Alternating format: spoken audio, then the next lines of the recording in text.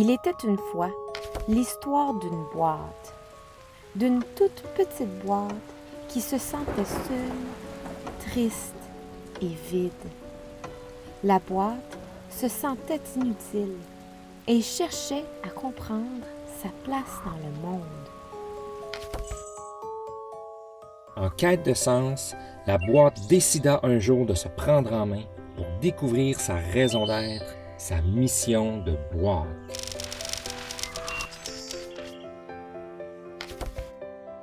Elle se rendit jusqu'à la grande ville à la recherche d'indices et de réponses.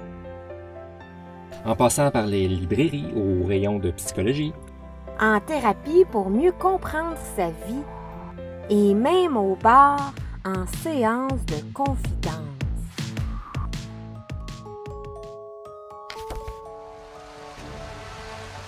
elle brava vents et marées, traversa les endroits les plus chauds et d'autres plus froids. Rien n'y faisait. La boîte était toujours à la recherche de sa mission de boîte. Au plus profond de son désespoir, un signe. Une soirée spéciale au BQSA, un groupe d'entraide pour boîte en quête de sens anonyme. N'ayant plus rien à perdre, la boîte prit tout son courage pour s'y rendre. Une histoire à succès après l'autre était racontée. L'une des boîtes trouvait son sens à préserver avec beauté les surprises que les humains s'offrent quand ils s'aiment. Une autre boîte trouvait son sens à contenir et protéger les plus beaux bijoux des humains. Une autre avait pour mission de transporter la nourriture des humains pour que jamais ils ne meurent de faim. C'est ainsi que la petite boîte se laissa inspirer par toutes ces histoires, avec une profonde motivation de contribuer elle aussi au bien-être des humains.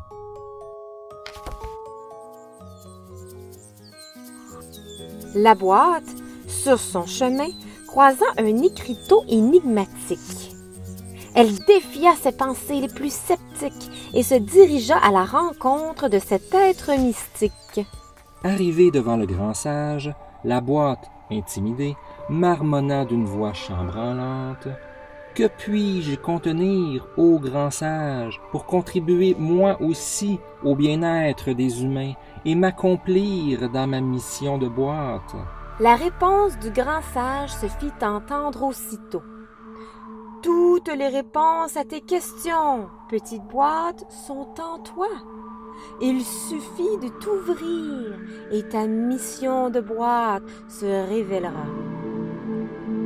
La boîte trouva un endroit paisible et se mit à réfléchir, à méditer, jusqu'à ce qu'elle transcende ses peurs les plus profondes et s'ouvre pour une toute première fois. Une lumière en elle jaillit, une lumière d'amour pur. La boîte prit conscience qu'elle n'avait jamais été vide et que cette lumière l'avait toujours habitée. À ce moment précis, tout s'est connecté et sa mission de boîte est devenue claire. Servir les humains à être dans l'amour. Mais comment s'y prendre concrètement? En revisitant ses souvenirs, la boîte réalisa que beaucoup d'humains manquaient d'outils et de connaissances pour vivre l'amour véritable. Pour les assister, elle décida avec détermination de recueillir leurs questions.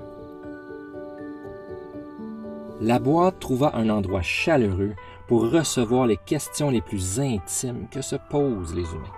C'est ainsi qu'elle s'accomplit jour après jour dans sa mission de boîte.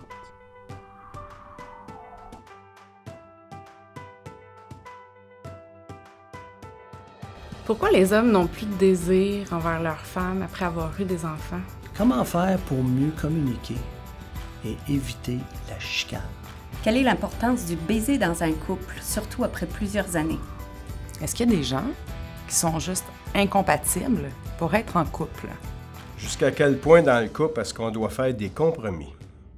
Je me suis souvent demandé, pour trouver l'amour, Qu'est-ce qui est le plus important?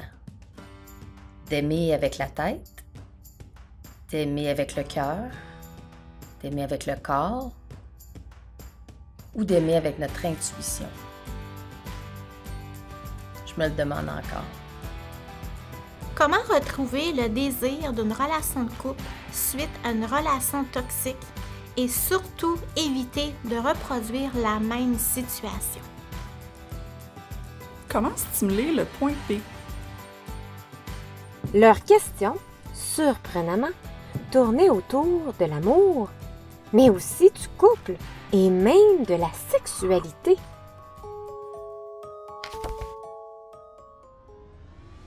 Motivé plus que jamais dans sa mission de boîte, il ne lui manquait que des alliés capables de répondre à toutes ces questions. Elle chercha et chercha pendant des jours et des nuits, jusqu'à ce qu'elle trouve enfin un couple fort sympathique avec la mission d'outiller les couples à passer du duel au duo par le divertissement.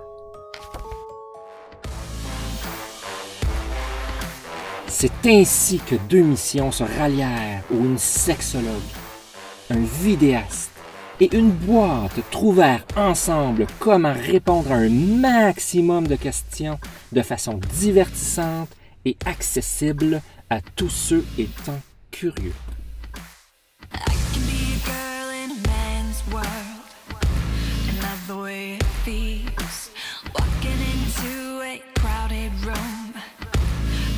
In these heats, I can be a fighter in a lion's den. Watch them circle around. They never see me coming. They never hear a sound. Boys, I'm not just one of the boys. I come to take that.